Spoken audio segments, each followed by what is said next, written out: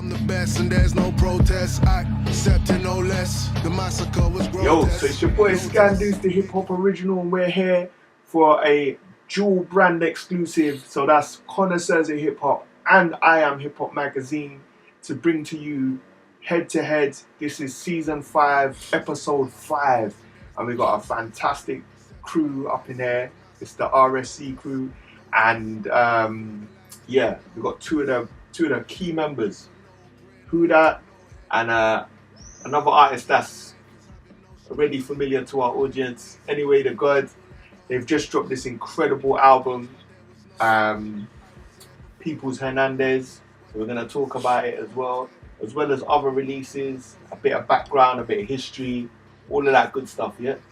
So the first question, because I've not actually had the privilege of interviewing you before, you know, just to our audience, give us a bit of background to WhoDat. Okay. As an artist, where you came from, like how you got into music. Alright, well, yeah. Started a long time ago. Been doing music a long time, like probably, but I started when I was 19, innit? It's a bit later than a lot of people, but been doing it straight through ever since. I've gone by a lot of different names in the past. Get me? Like the brand now is WhoDat. Right. Get me? Face is coupled for a reason. You know what I'm saying? And it's just the whole thing is that, man.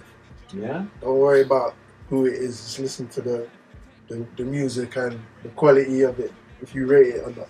You know what I'm saying? Don't worry about the image. So who would you say was like some of your early inspirations, man, when it came to like first writing, or was writing rhymes the first element of hip hop that you actually got into? Yeah, that's a good question. I'll answer that by first stating some of the most prominent rappers that was in my playlist from as early as I can remember. So the three that stand out is Busta Rhymes, Method Man, and Biggie. Right, okay. Biggie Smalls. But if I was to go a bit further back than that, I remember being 9 years old and one of my older sisters had cassette Snoop Dogg's Doggy Style. Okay, right. And she used to come down because she lives out of town, innit? In Ipswich. And she used to come down, she used to bring the tape with her, and we just put it on and just be singing the whole album from back to front, innit? Obviously, I'm too young, I'm 9 years old, all the slackness they were talking was mad, innit? But I didn't know it, the music just sounded good to me, innit? You know what I'm saying? It just sounded good, and I enjoyed the stuff. And then one time when she came down and she was going back, she just left the tape for me, so yeah, you can have it. Yeah. So that was, I guess, indirectly my introduction into hip-hop. I mean, but to me, it was just music I liked listening to. I wasn't like a hip-hop head at 9 years old. I just heard this and I liked it.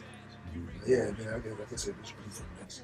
Do you know the funny thing is, a lot of us in that same age range, we share that story. Like, my story is almost exactly the same as that. Yeah. Might not have been a cassette tape, I think it might even have been a CD. But it was like, that album was on repeat, learned every single bar of the album, even though I didn't even know what half of it meant. But it was just like, it felt like the solid introduction into this hip hop thing. And then obviously as we progress, we learn more and more about, okay, that's West Coast, this is East Coast, you know, all sorts like that, man. So when it came to UK hip hop, what would you say was your introduction? My introduction to that now is, I'm from the era of Channel U. Channel U, because obviously the love for hip hop started with the Americans, but then now I'm starting to get involved in hip hop. Right. Because I remember, basically, if I'm being honest, I remember seeing grime was taking off. Yeah. And everything was grime, and I was like, this is sick. UK's got a scene, but my passion is in the hip hop. Okay. So I'm looking for the UK hip hop artists that's doing their thing at the same time as this grime thing's growing, innit? Yeah. So you had man like Sway the Shuffle. Sometimes I guess Kano would dabble in it a little bit. You had certain man at the grime scene that would dabble in it. Right. They had man like Maestro, big up Maestro, that's a bro still. Maestro. There was certain people, I know I'm missing a couple that not coming to mind right now, but I just remember looking at Channel U. Yeah. And everything was grime. And there's some dope grime out there. Like with every genre, you know what I'm saying? You get a few that's just you ain't rating it, but they just jump on the wave type thing, innit? Right. And I remember, I think I had no intentions of being an artist. Yeah. No intentions. But I think the turning point, there was 2 turning points for me. There was a... story's mad. I went to a party, yeah? I went to a party and let's just say the party wasn't all that. Okay. To the point where there was 2 guys on the dance floor battling each other over the music. Right. Yeah, so I'm watching it and then the party kind of just fizzled out, innit? People that the party's not, whoever was holding the party was just like, oh, you know what, I might as well dead it. Everyone followed the 2 guys outside for them to carry on this battle. Yeah. So the 2 guys stood on the wall outside the venue and the crowd's around them now. They go to start this battle. One of the artists was Bashi. Oh wow, okay. Yeah, at the time I didn't know who it was. Yeah. But one of the guys was Bashi. Mm. And the other guy, I can't remember who he was. I'm not sure who he was. I don't think he was someone that's known like that. Right. And I remember it so vividly. I remember Bashi goes, he said his line. The guy said what he said. Bashi comes down and gives me. He goes, fam, I'm not a nice man.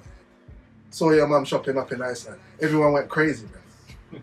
I said, all he said was that he saw your mum shopping in Iceland, man. I'm sure there's lots of mums that shop in Iceland. But everyone went mad. Yeah. And I was like, wait, you're telling me it's this easy? You're telling me it's this easy, like, to get a reaction out of people? And for me, yeah, I've always been someone's like, don't complain about something. If you feel like you can do better, innit? Yeah. You know what I mean? I wanted to see things progress. And I was just like, why don't people do this? Or my mind frame was like, always like, this artist is sick, but the beats he chooses, why does he rap on them beats? Why not have best of both worlds? Or you got someone that gets all the illest beats and I didn't feel like he rapped the best. It's like, why not get the best of both worlds? Yeah. But again, me being who I am, I was like, bro, don't complain about it. If you think you can do something, innit, try it, bro. Okay. If you think you can do that, Right. you know what I'm saying? If you think it's easy to do it, try it. So that's what kind of pushed me on my journey. Like. Right. So did you start by like recording, or was you a performer first? So I got into music when I was in college. Yeah. Again, no intention. I went to do. I wanted to be a personal trainer. And I went there to do sports science. Okay.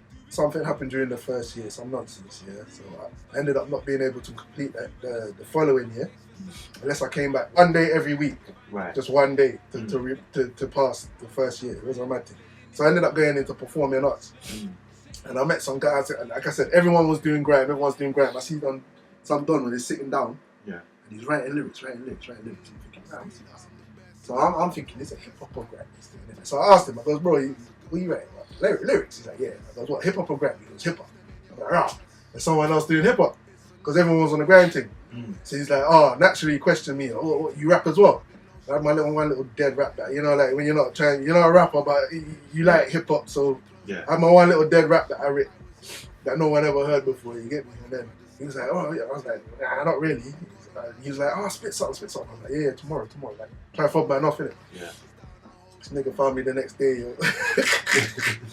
yo, yeah, spit that bar. I'm like, I'm on the spot now. All of a sudden, there's a crowd coming around.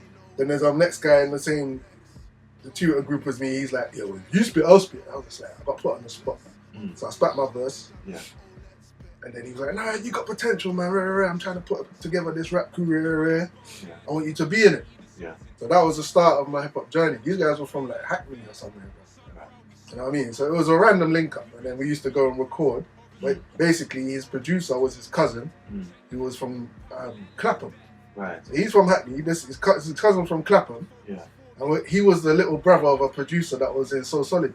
Right. Okay. A guy called Synth, I believe his name was. So he was the younger brother of the So Solid producer called Synth. Yeah. So that's the first place we started recording. Right. We used to go to this guy's yard in Clapham, and bare So Solid members would just be coming in and out of the yard. That was my first introduction to making music. Right. It was wild, yeah. So that's how it started. Okay. So how did it get to the point that you was ready to record your first solo project? When did that happen? You're not gonna tell them who the person was. Person was that what? What's it? The guy you met in college and my man. Space. Oh, no. It wasn't him, Okay. but you're right, still you're on the right track. So I don't know if you've heard of an artist called Jay Spades. Yeah, from I Hackney. have. Yeah. Yeah. Alright, so basically when I was in this group with this guy, a couple of other guys joined, and then there was a next Don from Hackney that joined, and then I don't know, things kind of became unserious with that group, and then he told me there was another guy that's trying to put together some super group, yeah, and another guy that stationed in Hackney. He was like he was an Asian don in it, but he was like the mastermind, the Dr. Dre, like. Okay. He don't do the music, but he put stuff together. Right. So they scouted me. He goes, yo, you and another guy same guy that made me rap, because he said I'll rap as well. He took us two and then linked us with another two artists from Hackney. One guy was called Prima Donna and the other one was Jay Spades. Okay. So we ended up being in a group together called 7 Effects. All right. Yeah, he was his mastermind in this thing. He made some sick music still, but yeah, it was mad. It was just like the guy literally was trying to put everything behind us, and we was making some dope music.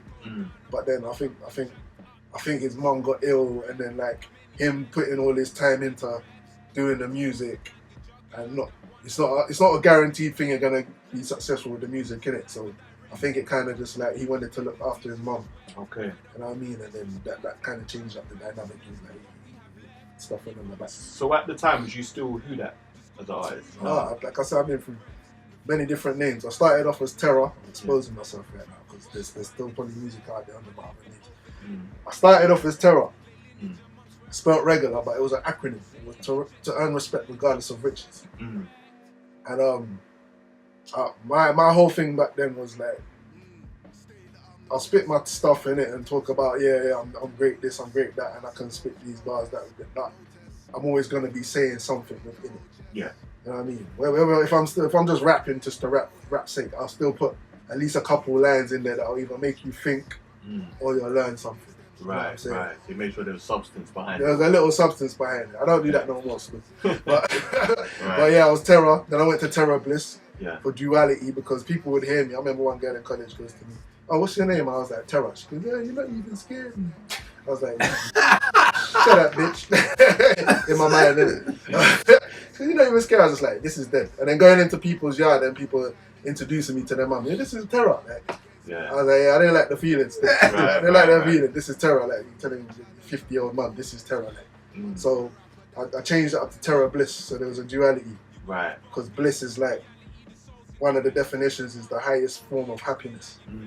I was like, that's sick. So Terror, Bliss, duality, innit? Okay. And then after being Terror Bliss for so long, it's just like, you always hear artists about you need to be able to rebrand yourself. I was Terror Bliss for like years and years, like good 10 years or something. So then I tried to make it a bit more personable, so I changed my name again.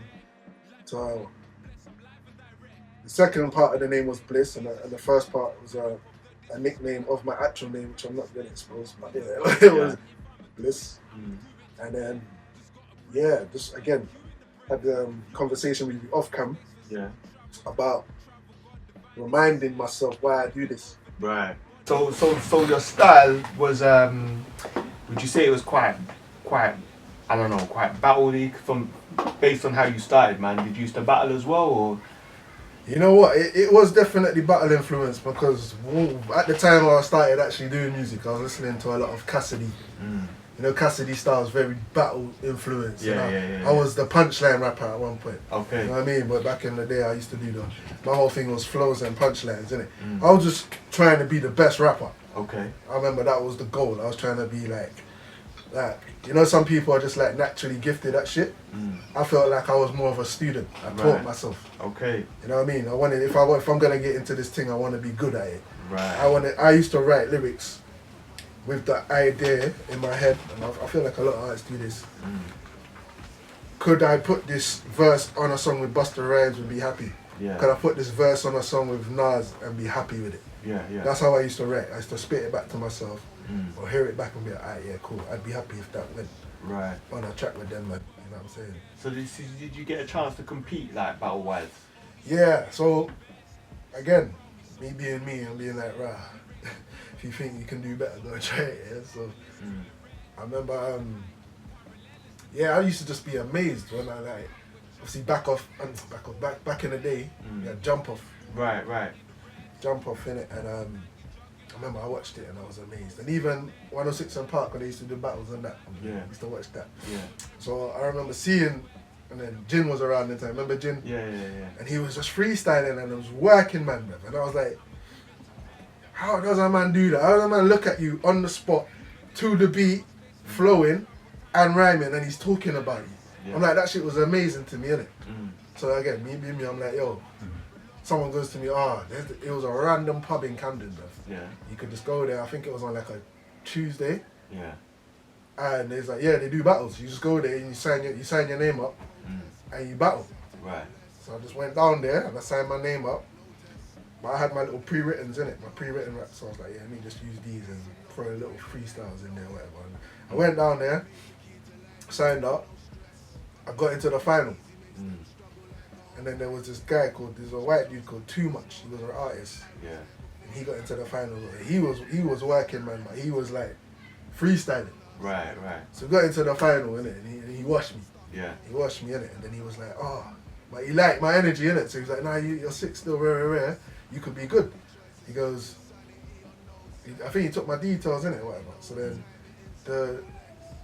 the way they did that competition was like, if you won, the next week you had to defend your title. Yeah. So you was the champion. You just had to come in and you was the final boss. Right. You get me? So my man, he won, obviously. He was meant to come and defend it. So I'm there. I'm doing the battle again. This time I'm trying to freestyle a bit more. But I'm hollering my man because he's not there, innit? Yeah. I'm telling him, yo, you coming? Where? He's like, yeah, I might pass through. And then it's getting close to the final. I'm like, you coming? He's like, yeah. And then he comes, innit? I get into the final again. Yeah. I go against him again. He washes me again, yeah? Yeah. I don't know why I called him to seal my fate a second time. I don't know why I did that. But Yeah. he goes, you know what? I want you to do this thing for me. He goes, I used to work at Jump Off. Basically, he was the guy you had to audition against to get into Jump Off. Okay. He goes, and then he was like coming up at the same time as Professor Green. That's how Professor Green, for people that don't know, that's how Professor Green bust. Yeah. I think it's if you won it, Jump Off 7 weeks in a row. Yeah. Then you get a record You get deal a big and cash something. prize. Yeah, and a prize or whatever. Yeah. So he said him and Professor Green were like arch nemesis, isn't it? Right. Yeah, these nemesis, but he goes to me, yo, I want to train you up to go and beat him, innit? Okay. Because I can't battle there no more because I slapped someone on stage and got banned. Yeah. That's what he said, innit? So he goes, yeah, but I think you got potential rare. So he's like, yo, yeah, he like giving me little lines and shit. So I jumped in and Jump Off, innit? Got to the final. Yeah. And then, yeah, Professor Green was there. I battled Professor Green. I think the video's on YouTube, you can watch it, innit? But I think we both did terrible that day, I won't lie. But he had like 5-6 men in the front, bro, that was just cheering for everything he said, innit? Yeah. You know what I mean? Even when I remember he messed up, he said some line and he meant to say something and he said it wrong and corrected himself and they was like, ooh, and then I was looking at them and they were kind of like, they gave you the look where, yeah, we know we're being dickheads, but we're ready for our man still, like, you know what I mean? But yeah, by no means I feel like I beat him, but we both did kind of wash that day still. Yeah. But yeah, so I did a little battle in a Jump Off. And a side story, a quick one as well. Through battling, I got to go to my first concert. So I'd never been to a concert before. My boy hollered me and was like, yo, Mobb Deep's doing a concert. Right. I think it was in North London somewhere. They're like, yeah, Mobb Deep's doing a concert, you want to go? I was like, right, never been to a concert before, why not? Yeah, let me go, innit? Right. So I'm on the bus with my boy to go and get tickets, yeah? Yeah. I get a call from Harry or Awa, one of the twins that used to run Jump Off. Yeah. They called me, they was like, oh, Mobb Deep concert's coming up. We're going to host a battle before it. Yeah. Do you want to battle in the before they jump on stage? Right.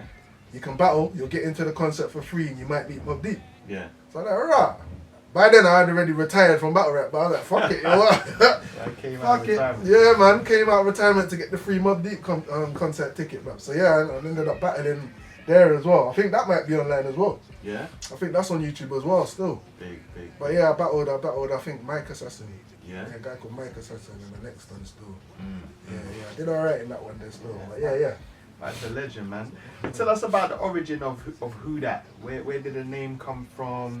Like the masks with the flags. Where did that all come from? Alright, so yeah, basically, trying to make the long story short, when I was rebranding myself again, as I said, I wanted to be completely authentic and just say what I want to say, uncensored, not worry about like offending anybody. I wanted to be just as raw as possible. Yeah. And say what I felt. Yeah. and just enjoy what I'm doing, innit? And then obviously a lot of the time you're concerned with image when it comes to, you know what I mean? If you're putting yourself in a public eye, you're concerned with image and shit like that. Right. And I didn't want to be concerned with image. I was just like, just listen to my music, man. Yeah. You know what I mean? Like I don't really care about the image side of it. Like you can look at someone and judge them before you've even heard what they're doing, innit? So I was like, how could I do it? I'm thinking, and then there was this Australian artist, Yeah. not even a rapper, a woman Yeah. called Sia. I believe her name was Sia. Okay. And she had 2 careers. Her first career, she was like, I'm talking about she's older than us. Yeah. And she had like some good pop career, Yeah. whatever, into her probably like her 30s or whatever. Then probably got too old or whatever for the young crowd or whatnot. And then she rebranded herself. Right. And what she did, she used to wear these wigs, Yeah. but they would cover her face. It Right. was sick. So it was like a bob, and it'd be like white and black, but it would have a slant, but it would cover her face. So you'd never get to see who it was. Yeah. So she changed her name for like whatever artist she was before, Yeah. but never showed her face. And even in like music videos, whoever was in the music video performing, it wouldn't be her, it'd be another woman, but they'd put the same wig on. Okay. So basically anyone could have been her. Right. So I was like, right, that's sick. Yeah. That's sick. Like, so I borrowed from that, but I was like, how could I do that in my own way Yeah. and still make it where it's representing me? So I was like, right, Okay. the flags. Yeah. You know what I mean? I probably was just like carnival one day or some, you know, I was just like, right, just put the flags over my face. Like Jamaica, Grenada. For those who don't know, this is the Jamaican flag, this is the Grenadian flag. And I was like, yeah, that's my culture, I'm repping. And then there's this artist called Mac Homie as well. Yeah. Yeah. And he's a Haitian artist. Yeah. And he does the same thing. He has his face covered with the Haitian flag. So I think just from those 2 people, I kind of just created my own little thing where it's just like, don't worry about the brand. And then the WhoDat name, I was like, I needed a name to go with it, innit? And again, you don't see my face. Yeah. You don't know who I am, WhoDat. Yeah. Just a simple thing, as simple as that. I just rebranded myself as WhoDat. That's wicked, man. Yeah. Bro, so you started, obviously, you've got the rebrand now. You started releasing music again. When did you connect with the Rap Exchange group?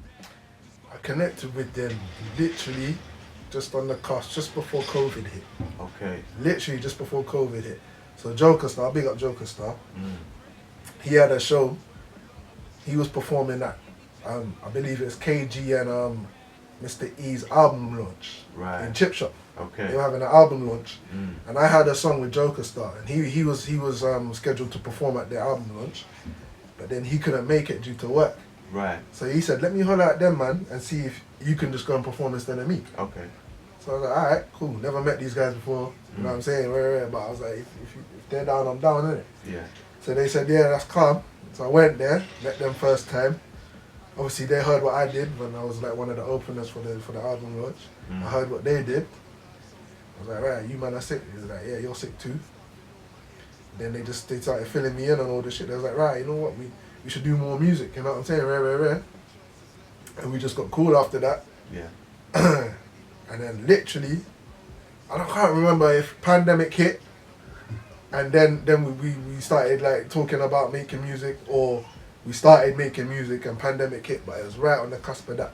So literally, yeah, just over that, and then they started telling me about the infrastructure. Yeah, we've got studio, we've got Instagram page, we've done shows, we've done this, we've done that, and it was kind of the path I had set for myself anyway. Right. I had an idea of where I was going, and these men were on the same path. Okay. Even ahead of where I was trying to go, you know what I'm saying? Like, Right. so it just made sense to gel it together, and then yeah, they just made suggestions like, you know what, we might as well just make it a label. Yeah. You get me? And just bring all just the artists together and just start doing shows and start doing that, this and that, whatever. So yeah, that's how we linked up. That's how we wicked, linked up man. still. That's wicked.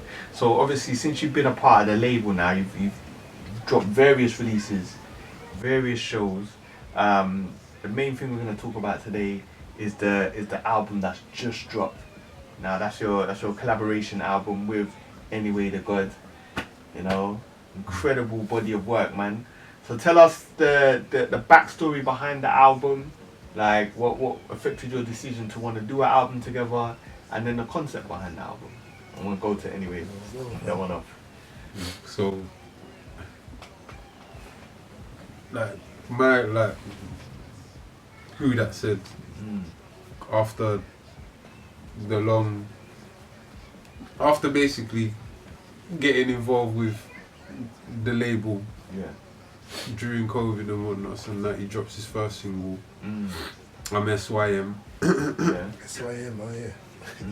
You know, produced by somebody a brother affiliated with, you know, them, because everyone just kind of resources. Yeah. It's just everyone just uses their resources. Right. And then dropping the collaborative compilation projects and stuff like 2020 lockdown, 22 unlocked, etc. Whatnots and that. He was working on an album. Yeah. And we lost it. Ooh. Yeah, pain still. Yeah.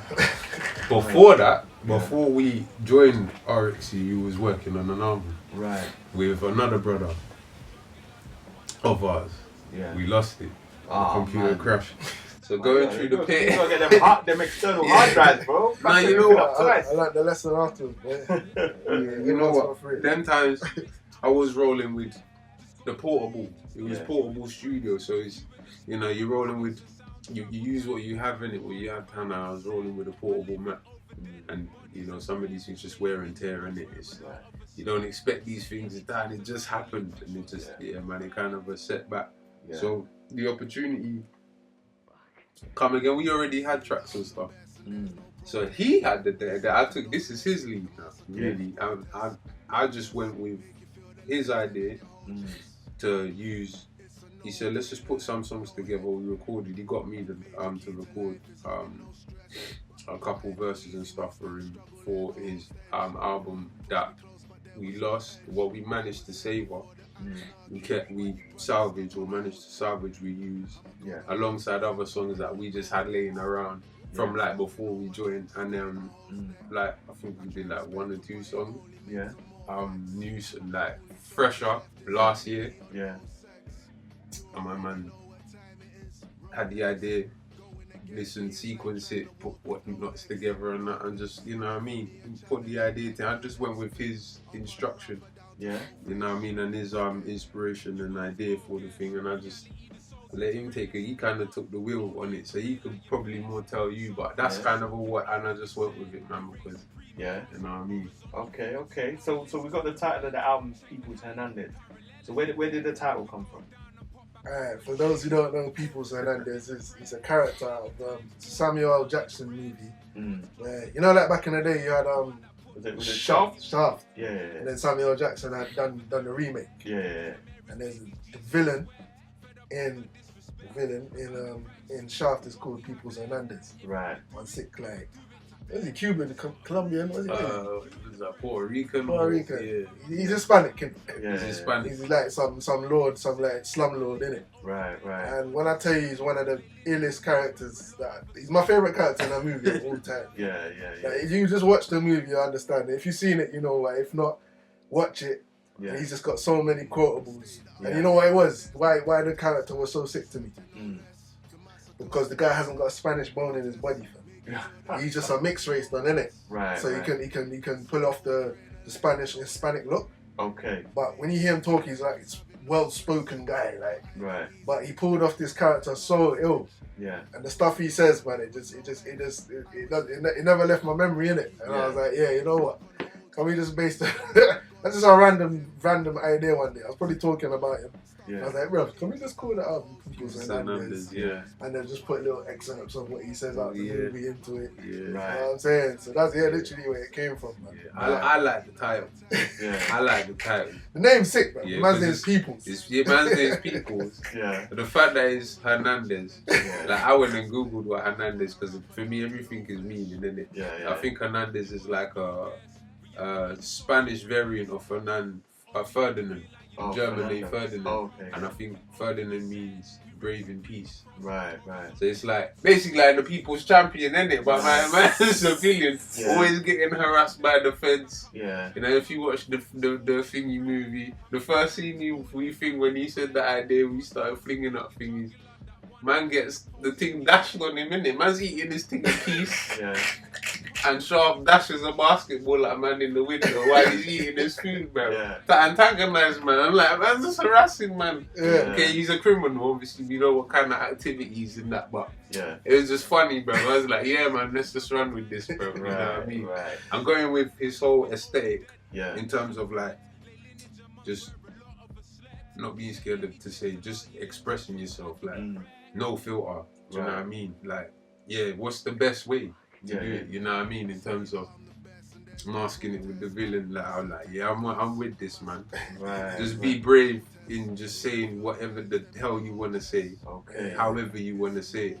So, and that is his instruction to me, which is the ethos I kind of went with the couple extra things we did was just have fun, bro. Yeah. I mean, just have fun. That's what I did, bro. Yeah, this project was fun. This is the most fun I've had making music.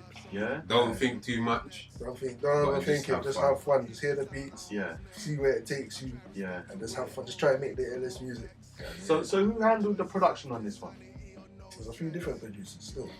There's a sick producer. KG done a whole project with one of the producers. It's a guy called Joe King. Right. Joe King? Just came out of nowhere. Yeah. Just came out of nowhere, like, started putting his beats up on Instagram. I don't know if it was I saw him first and sent KG the link, or KG saw him first and sent me the link.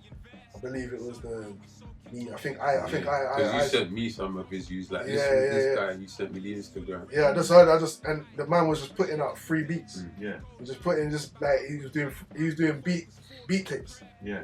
And he's just giving them out. He promoted himself sick because he just came and he's like, yeah, free. I think he got up to like volume 8 or some shit like that. Wow. To the point, one I think was one of the ones you got off him for free. You sent me time ago, and then I think the one of the ones one of the lot. I think the outro in it we recorded.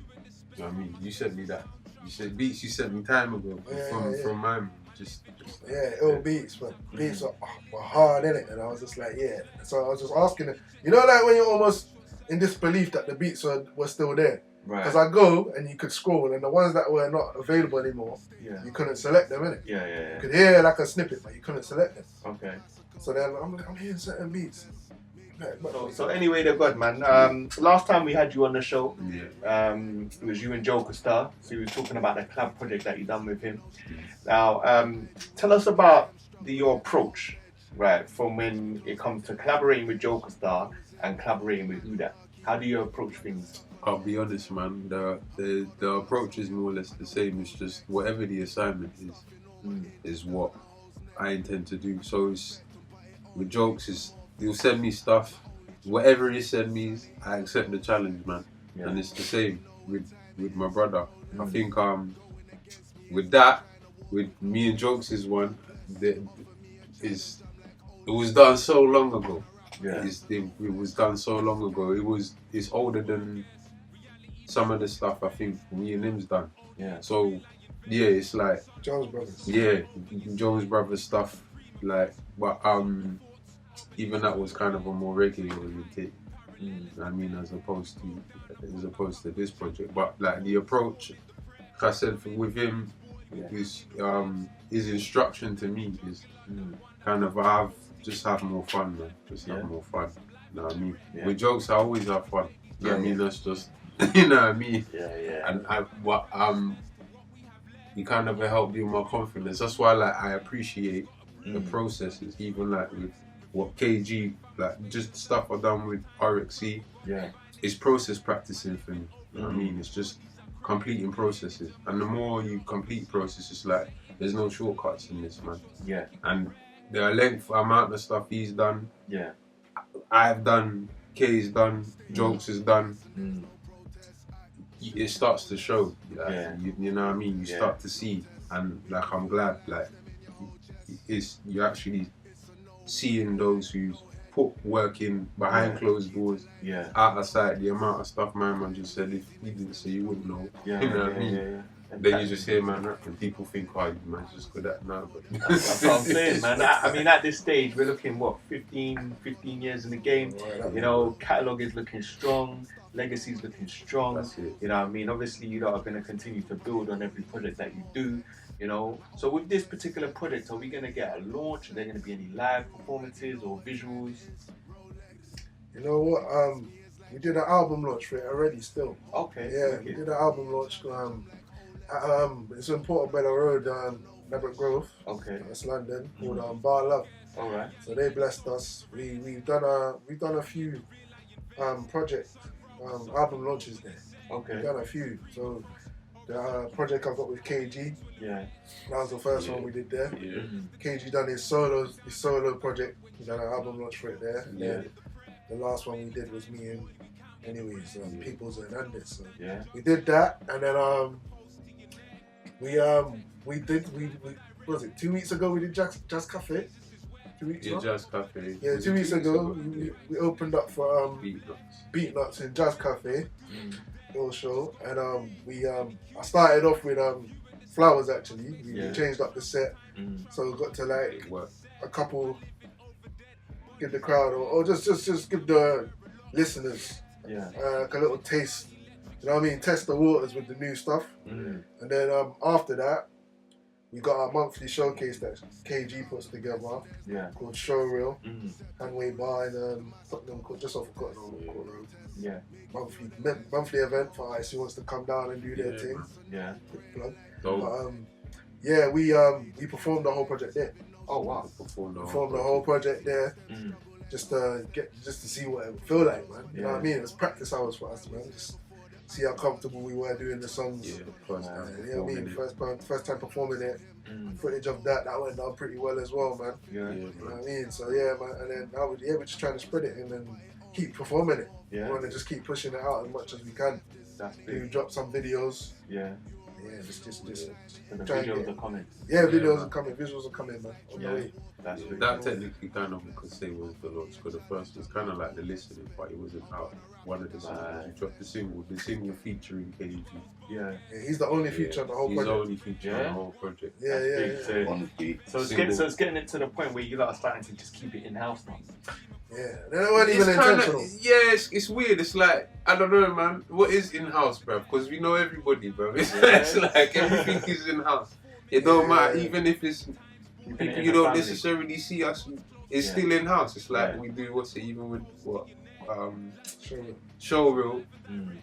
What's it, even, who is it? Whoever comes from America, like, we've got, the Street Project and whatnot, and that. Yeah, Them man come from, we got a whole album with them, man. It's in-house. It's like, They got their even white overseas, brothers, DJ Tech One, Tech One and Cans, Dijons. Jones. You know what I mean? Yeah, they're like New York brothers, man. It's all in-house. Come Like, over. yeah. We collaborate. But to the point, I was gonna say something. Let's see if my old memory serves me well. But Yeah. no, the thought's gone there. Right. So basically, there's a lot happening, man, and it's definitely an exciting time. So this project is sounding nice, sounding incredible. Appreciate Let's give something. So people are gonna look forward to the visuals that are coming soon. Are you guys gonna get to perform it again soon, so people can come and see you guys live? Yeah, that's the next step, man. We wanna just That's the plan. whatever stage will have us. Yeah. Whatever stage, you know what I mean, we're welcome on. Yeah. We want to go out and that's the point I was gonna make that I forgot a second ago. Yeah. I spoke to my guy about it, innit? We're gonna make it a series, so there'll be a People's Hernandez too. Oh yeah. And hopefully we carry it on. Nice. You know what I mean? But the plan is very feature heavy now. Yeah. The next one we want to be feature, because this one kind of like you heard how it got put together. Yeah. So it was like bits and pieces. Even though it sounds like a dope cohesive project, it worked, but we actually threw bits and bobs together. Yeah. So the next ones we want to just have a bunch of features, man. We're looking to work with everybody, man. So we're getting a sequel. Getting the sequel. That's the man. exclusive right there, because I know that ain't come out yet. No one ain't heard Yeah, that. no yet. one ain't heard that yet. We've only started thinking about what we're gonna do. formulating Like, that one. we've got a couple of tracks we ain't recorded, but we've Yeah. got ideas and Yeah. beats. Yeah. And we want to make it feature heavy, man. So you know what I mean? That's how you network and their fan base become our fan base become their fan base, That's whoever big. wants to work with us, and then get more shows that way. You know what I mean? They might be doing a show, they want to perform one of our songs with them, Yeah. stuff like that. So yeah, we want to make the future projects very feature heavy. Man. Keep building, man. That's big, man. That's big. So if the people want to get in touch and they want to check out your catalog and, you know, do the due diligence and people scan on with you right now, how can they get in touch, man? In touch. You can get me on our Instagram Yeah. at King WhoDat. King WHODAT. Yeah. King WhoDat on Instagram, and that's pretty much all I'm on, man. Yeah. Yeah, like, So you're not on there, not doing the TikTok thing with the dancing and all of that yet, nah? I'm too old, man. I'm too old, man. In TikTok, I don't think that's really my fault. Who knows? If it works for me, Yeah. you never know, innit? But yeah, right now it's just straight Instagram, man. And if you got my number, you got it. Wicked. It's good. More coming, man. More Yeah. coming from us. Likewise, same from me, man. Gods and Lords. Okay. GAWDSANDLAWDS. Gods spelled GAWDS and Lords spelled LAWDS. Yeah. You find me, man. Or just type in anyway. Yeah.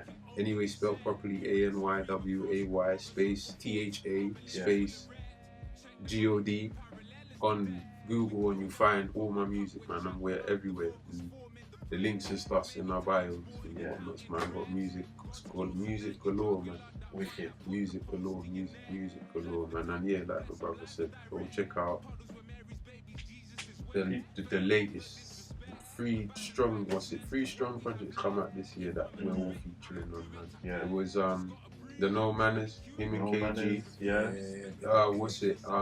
Hooded Monk, Yeah. which is KG's solo album, featuring us as well, and then now this one.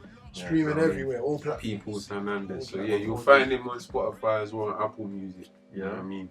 Wicked. All of them places, go stream that stuff up. And yeah, any stage that will have us, just please, man, just Yeah. Rap You know what I exchange, man. That's the movement right there.